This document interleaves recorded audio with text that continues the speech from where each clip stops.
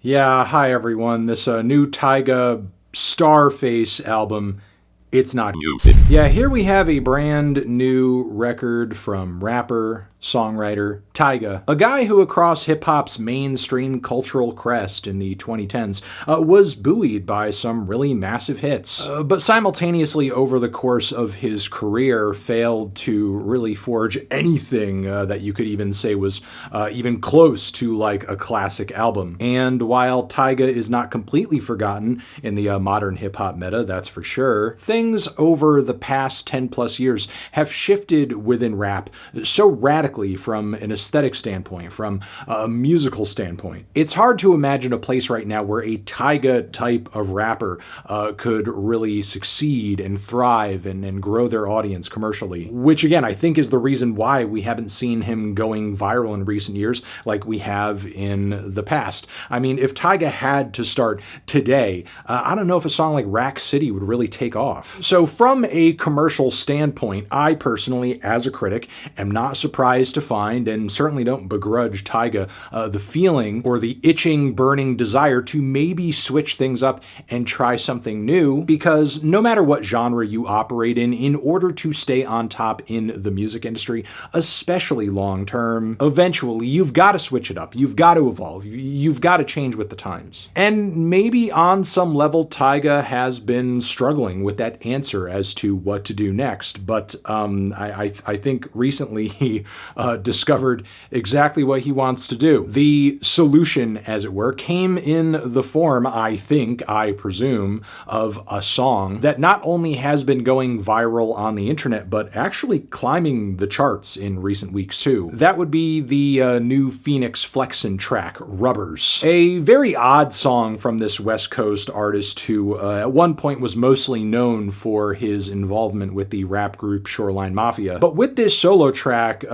Fenix was doing nothing of the sort in terms of, that group's typical style, which is typically this very kind of anxious, intense take on trap music, hyphy, and gangster rap. But no, Fenix Flexin's Rubbers actually embraces a little bit more of a mystical, dazzling 80s synth pop sound, which obviously took a lot of longtime fans and now a lot of new listeners as well by complete surprise, because again, this is not his usual thing.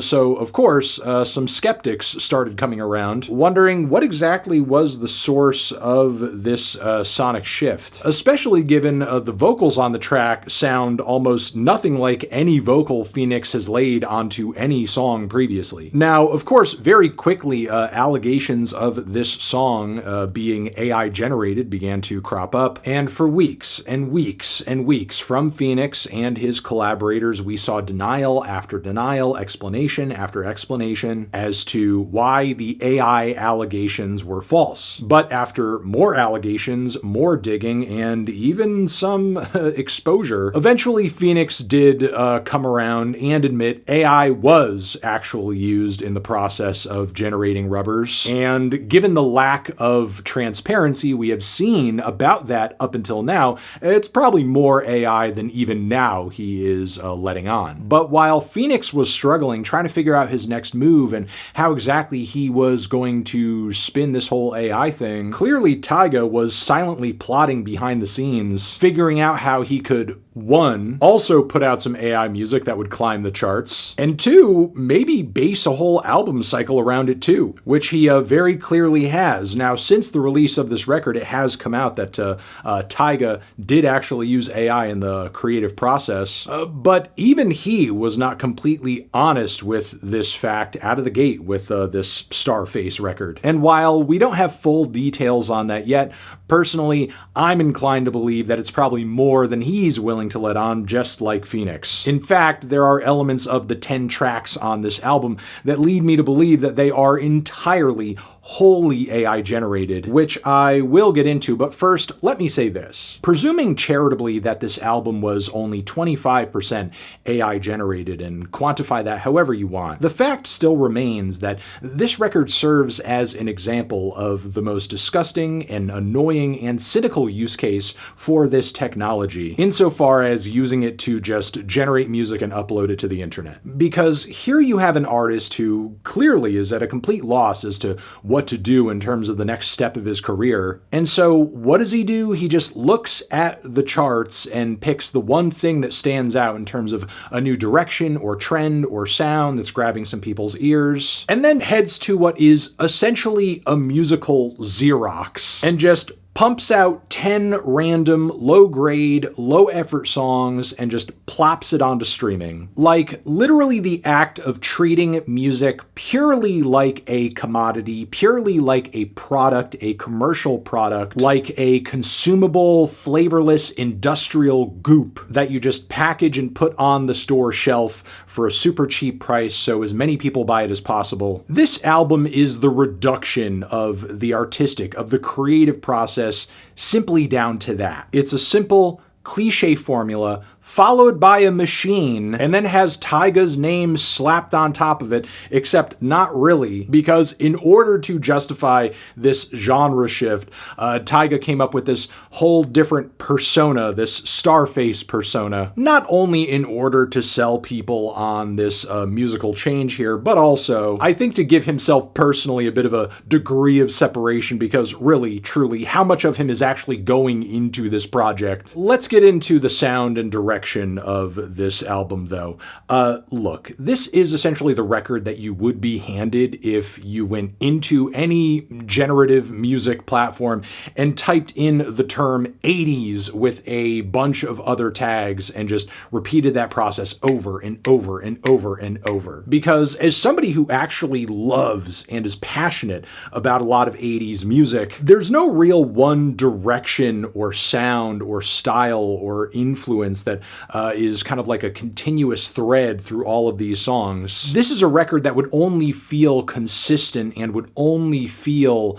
thematic to you if you were looking at the 80s from a bird's eye view, maybe even from a lack of experience, like you didn't live through any segment of 80s music at all. So to you, yeah, maybe at a distance, contemporary R&B and synth funk and synth pop and new jack swing and new wave and freestyle, maybe all of these genres sound the same to you, because again, these were all sounds and styles that were prevalent throughout the 1980s, and if you lived during that time, all of these genres were very distinct movements that were super separate, for the most part separate, and had very distinct pioneers and artists that were at the forefronts of these movements. And through Tyga releasing this album that is just this complete mishmash of ill-defined 80s slop, it sort of creates this closed loop where the reference points are kind of scuffed, and you're not actually doing this out of celebration or out of adoration for the artists who created these sounds and styles in the first place. Instead, what you end up getting is a series of tracks that have no consistency, no vision, no direction, and just sound like watered-down versions of the most popular, most accessible things that sort of represent that era musically. So you have songs on this thing that sound like a much worse version of like a Prince hit or two. Almost like you took Steve Lacy and at gunpoint forced him to record 3, 4, 5 Prince ripoffs in the studio. You've got tracks on this thing where the synths and bass lines feel like a blatant Rick James ripoff. And if you're at all familiar with 80s hits, or especially like novelty 80s hits, you know how weird and corny anomalies like Eddie Murphy's Party All the Time are. And yet so much of the material on this album feels like an even weaker version of that. Not to mention on at least several songs here, I'm kind of getting big Rockwell, Somebody's Watching Me vibes too. It feels like whatever AI Tyga used to generate the production on this record was just trained on a sampler of like the biggest 80s hits, and that's it. So like, not only is the vagueness, the lack of specificity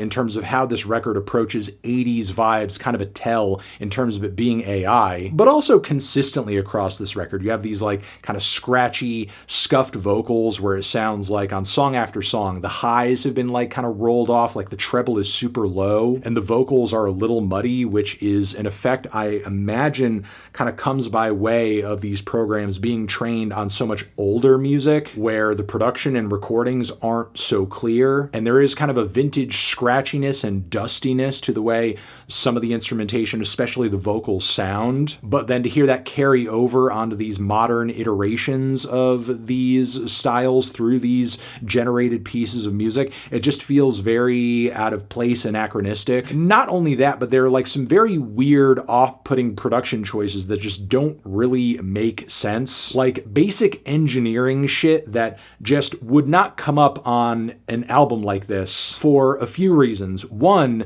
being that any producer or engineer who can genuinely recreate these kind of vintage 80s vibes and sounds with the accuracy that they are shown with here, that would have to be a pretty talented, knowledgeable, veteran producer with quite a bit of experience and a good ear. Someone who probably wouldn't put out 3, 4, 5 busted ass vocal mixes or do song after song where random drum hits and fills are like 2, 3 times louder than almost anything else going on in the mix. Not only that, but another tell that I would say kind of gives this album's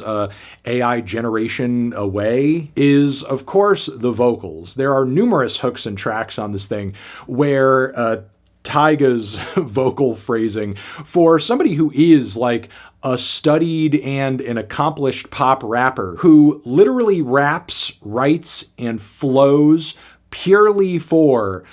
catchiness and accessibility, is putting out vocal line after vocal line on this record that is just painfully awkward. Like leaning into certain syllables or leaving certain gaps in a line unfilled rhythmically in a way that I feel like an accomplished, successful pop rapper just wouldn't, or even a singer who saw any level of commercial success. Like his phrasing and the way that many of his words have this sort of staccato feel, like they're a little cut off, just feels very, I mean, for lack of a better term, robotic. It just feels like a robot version of Tyga singing and talk singing on most of these tracks, all of these tracks. Then the other thing is just how mind-numbingly repetitive lyrically a lot of these songs are, and it does not come off like, you know, a genuine human infatuation. More like, again, a robot that has been given very few shreds of information to go off of, which is why there are so many moments that are making reference to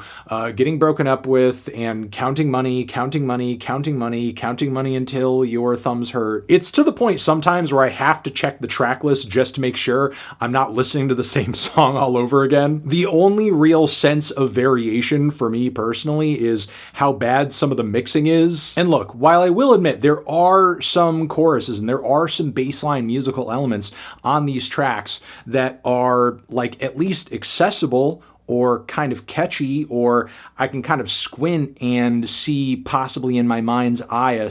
catchier, more enjoyable version of what is being presented here in actuality. The fact is, even when these songs are at their most enjoyable, there's a very stiff, awkward, weird, off-putting, almost uncanny quality about them that sort of just makes my skin crawl and makes me wish I was kind of like, you know, listening to all of the obvious reference points and inspirations. And that, I think, is the most sad, pitiful, and unfortunate reality of this situation, that there will be some people who listen to this, genuinely think it's great, and have no clue, no idea, no experience of any of the 80s artists that it's ripping off. Or hell, even the modern artists who are still like carrying the torch for sounds like this. Guys like Dame Funk, for example, who, if Tyga or any number of artists wanted to randomly make like a synth funk record, something along those lines, I mean, give that guy a call. That guy will cook you up some amazing production in that style. If as an artist, that's truly the sound that you want to chase,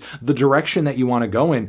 call someone up, reach out, find somebody, collaborate, make a friend. Enjoy music as the communal experience and the cultural exchange that it's supposed to be, instead of having an AI platform fart out some crap. Because again, I'm sorry, if you know or you enjoy or are passionate about anything in terms of like 80s music, and it feels like there is at least like a hunger for that in this day and age with, you know, the resurgence of Michael Jackson's music, with, you know, artists like The Weeknd currently thriving off of all of these 80s vibes on his recent records. Even before Rubbers, there has been an established resurgence for this kind of vibe, this kind of sound. If it's something that you really want to do, go for it in a way that's true and authentic and unique to you as an artist. Instead of doing lame shit like this, where even in this record's promotion, Tyga can't help but make it clear that he knows absolutely fucking nothing about this era and all the musical styles that he's pulling from. Because again, to sort of bring it back to the Starface persona, like it's clearly built off of Scarface, because for Tyga, his personal reference point for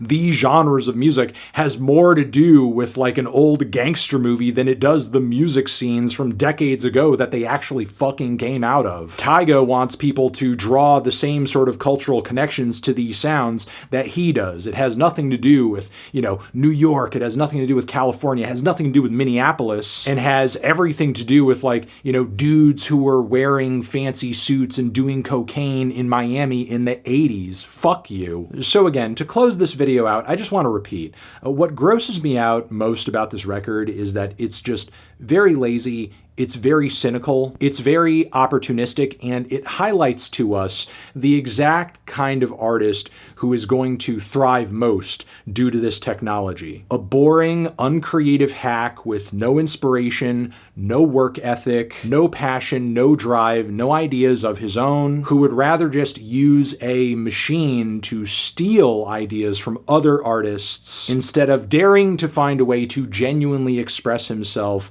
and make music that's worth listening to. Which is why this Tyga project here is not music.